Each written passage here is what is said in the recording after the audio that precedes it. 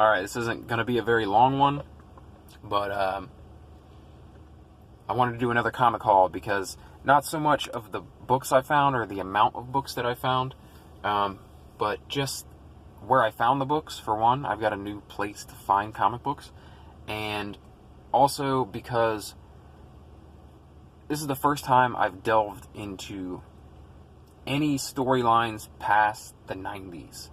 As you know, I discovered comics in the 90s, and I was obsessed with everything from the 90s back. And so, since I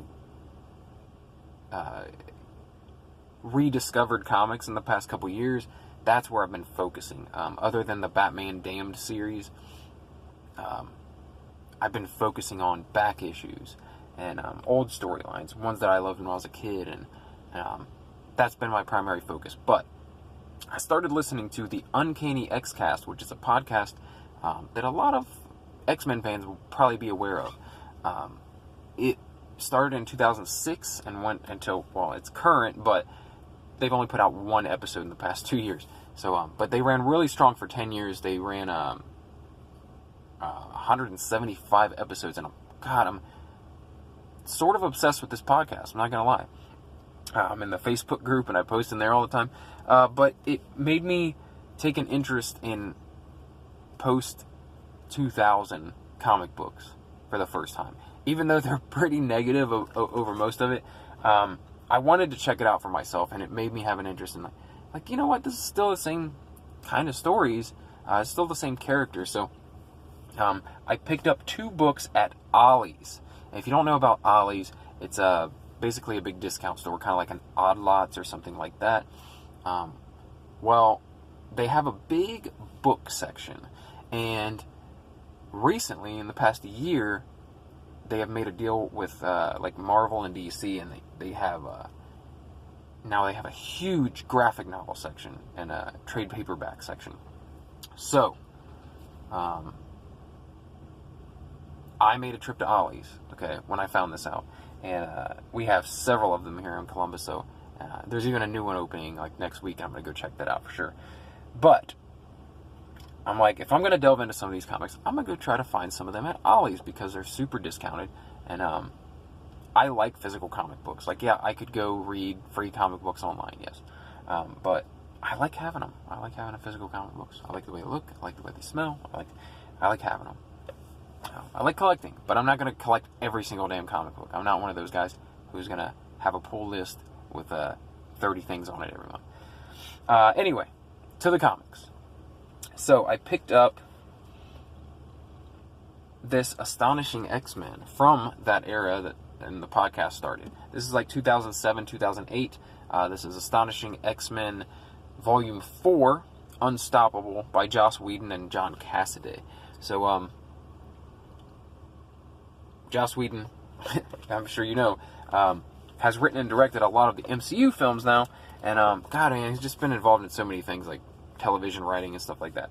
He's an amazing writer.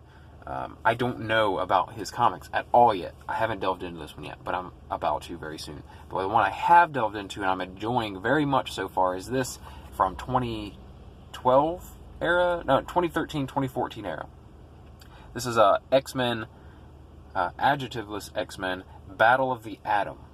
Now, I know about Children of the Atom, which I think was in the 90s. Like, there was a video game, Children of the Atom. But this is a Battle of the Atom. And it's a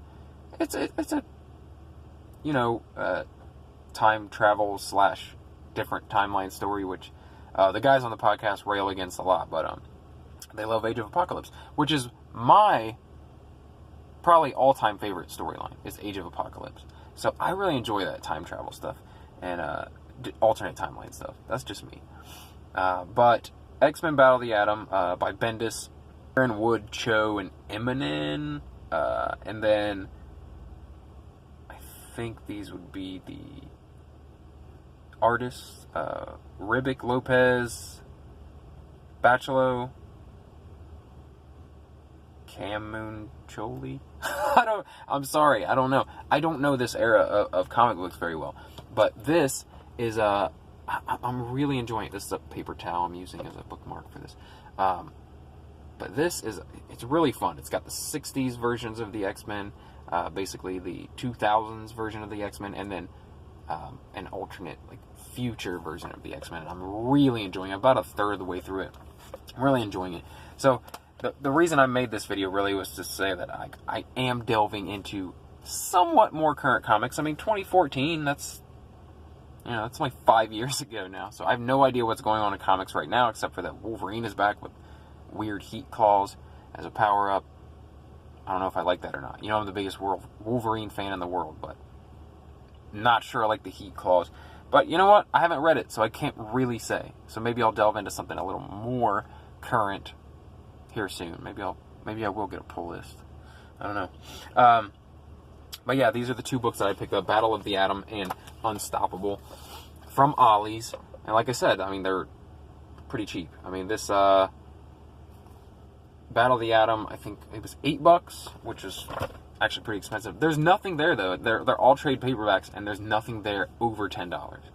Ton of DC stuff, ton of Marvel stuff. Go check it out. If you have an Ollie's near you, go check out their comic books. They also have like these 10 packs of comics for like $5. Bunch of random comic books. I really want to get this because I've seen a lot of 90s issues in there.